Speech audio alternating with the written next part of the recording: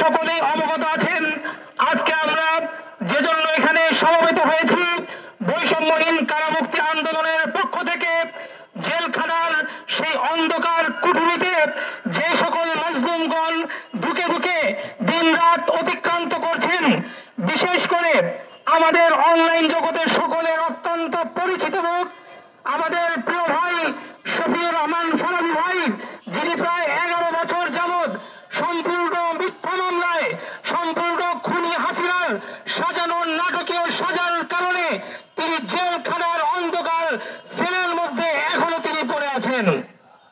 হে আমার ভাইয়েরা, আমরা পরিষ্কার ভাবে বলে দিতে চাই, এই আওয়ামী লীগ সরকার যারা আমাদের দেশে বিগত 15 বছর যাবৎ জুলুমের যেই সাম্রাজ্য প্রতিষ্ঠা করেছিল, তারা ইসলামের কথা যেই বলতো তাকেই একটা না একটা মিথ্যা মামলা দিয়ে, একটা না একটা জঙ্গি মামলা দিয়ে, একটা না একটা ভুয়া মামলা দিয়ে তাদেরকে গ্রেফতার করেছে, ঠিক কিনা?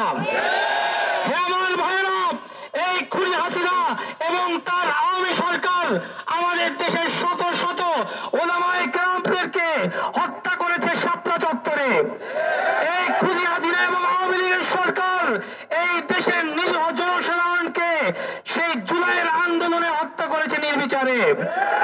আমার দেশবাসী, এই জুলাই এবং আগস্টের বিপ্লবের মাধ্যমে যে সরকার আমরা পেয়েছি, আমরা পরিষ্কার ভাবে বলে দিতে চাই, এই সরকার বিগত 15 বছর যাবৎ এই দেশের ওলামায়ে কেরামের রক্ত, ঘাম, চোখের অশ্রু এবং শত শত শহীদের লাশের বিনিময়ে এসেছে। আমার ভাইরা, এই সরকার ক্ষমতা নিয়েছে বৈষম্যহীন বাংলাদেশ গঠন করার শপথের মাধ্যমে। আজকে যদি আমাদের দেশে সেই বৈষম্যের শিকার হয় তৌহিদ জনতা, বৈষম্যের শিকার হয় কারাগারের নিবৃত প্রকোষ্ঠে যদি শফিউর রহমান ফরাবীর মতো ব্যক্তিরা এখনো ধুঁকতে থাকে, তাহলে এই স্বাধীনতার কোনো অর্থ হয় না। আমার ভাইরা, পরিষ্কার ভাবে বলে দিতে চাই, শফিউর রহমান ফরাবীকে যে কারণ দেখিয়ে গ্রেফতার এবং তাকে সাজা দেওয়া হয়েছে তার সম্পূর্ণ মিথ্যা মিথ্যা মিথ্যা। তার সত্যিকার কি কারণ, যে কারণে শফিউর রহমান ফরাবী জেলে, আমি সেই কারণটা সেই কুখ্যাত রাষ্ট্রিক ব্লগারদের মুক্তমানা ব্লগ থেকে আমি আপনাদেরকে পড়ে শোনাচ্ছি। তারা বলেছিল ফরাবীর বিরুদ্ধে যে এই ফরাবী বাংলাদেশের প্রধানমন্ত্রী শেখ হাসিনাকে নাস্তিক ঘোষণা করেছে। সে বলেছে যে বাংলাদেশের প্রধানমন্ত্রী শেখ হাসিনা উনি নিজেও একজন স্বঘোষিত নাস্তিক, তাই নাস্তিক শেখ হাসিনা অন্যান্য নাস্তিক ব্লগারদের কাপড় চোপড়ের ব্যবস্থা করেছে। এটাই স্বাভাবিক, আল্লাহ সুবহানাহু ওয়া তাআলা নাস্তিক শেখ হাসিনাকে ধ্বংস করবে।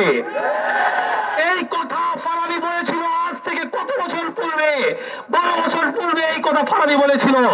এই কথার কারণে এই খুনি হাসিনা সে পরিষ্কার হয়ে বুঝেছে, এই খুনি হাসিনা সে যারা রাসূলুল্লাহ সাল্লাল্লাহু আলাইহি ওয়াসাল্লামকে গালি দিয়েছিল, সেই কুখ্যাত শাতিমদেরকে দ্বিতীয় মুক্তিযুদ্ধের মুক্তিযোদ্ধা ঘোষণা করেছিল, ঠিক কিনা? তাদের সর্বশক্তি বিনিয়োগ করেছে, তাদের জন্য আমাদের কিছু করণীয় আছে কিনা?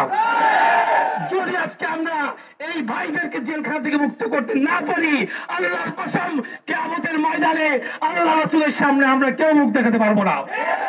আল্লাহ রাসূল যদি বলেন আমার ইজ্জতের জন্য যে ফরাবী লেখালেখি করার কারণে জেলে গিয়েছিল, তোমরা জেলের বাইরে থেকে তার জন্য কি করেছো আমাদের কোনো জবাব থাকবে না।